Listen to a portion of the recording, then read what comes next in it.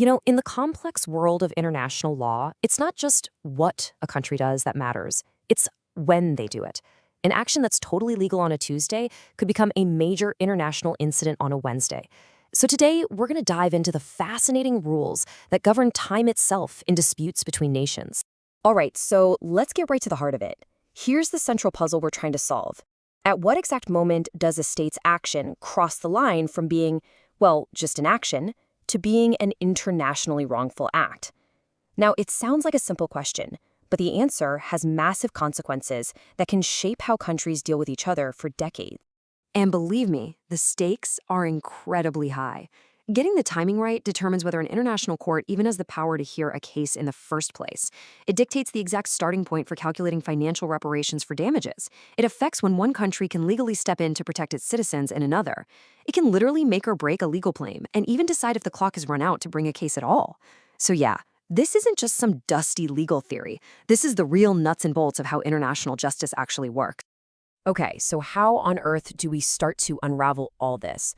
Well, it all comes down to a core principle, a kind of master clock for international law. It's something called intertemporal law.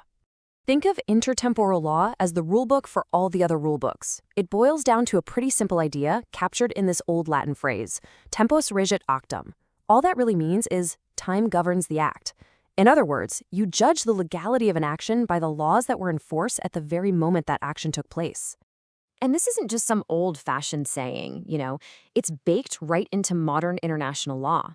The language here is crystal clear. You can't be held responsible for breaking a rule that didn't even exist for you at the time. It's a fundamental principle called non-retroactivity. Simple as that. Let's make this super concrete. Imagine a country does something back in 1985. At the time, no law says they can't, so no breach, it's legal. But then 5 years later, in 1990, a new treaty is signed, creating a new rule that binds that country. So what happens when that country does the exact same thing again in 1995? Well, now it's a breach of international law. See? Same act, but a different time and a completely different legal outcome. Okay, that seems straightforward enough, right? But what happens when the act isn't a single clean event? How do you put a timestamp on something that unfolds over days or months or even years? This is where our puzzle starts to get really interesting. Yeah, the big challenge here is that not all breaches are like flipping a switch. An act like shooting down a plane, that happens in an instant. But what about the illegal occupation of a territory? That's not a single moment, is it? It's a continuous state of affairs. So to handle this, international law has to get specific and start sorting these acts into different categories. First up, we have what's called an instantaneous act. This is an act that is over and done with the moment it happens. Now, the key thing to get here, and this is really important, is the difference between the act itself and its consequences. The act of shooting down that plane is instantaneous. It's finished. But its effects, the loss of life, the diplomatic fallout, those can last for years.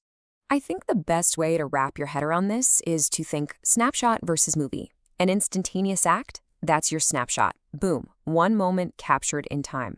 But a continuing act, well, that's the movie. The wrongful conduct is prolonged and the breach lasts for as long as that movie is playing. And that brings us right to the continuing act. This is our movie. It's a single ongoing breach that just keeps extending over time.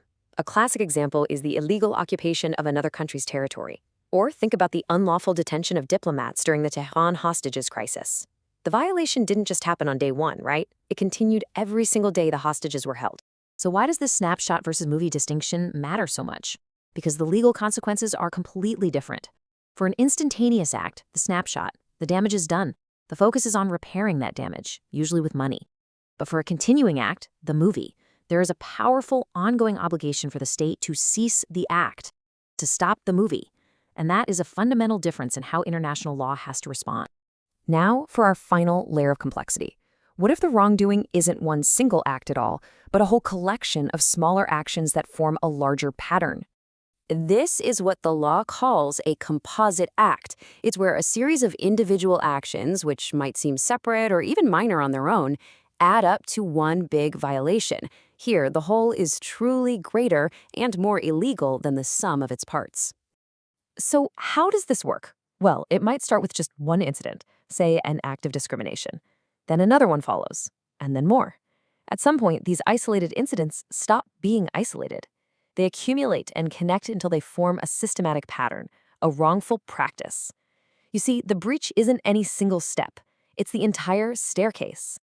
And look, this isn't just some abstract idea. The European Court of Human Rights has defined this very clearly. A practice isn't just a few mistakes. It's when breaches are so numerous and interconnected that they reveal a deliberate pattern.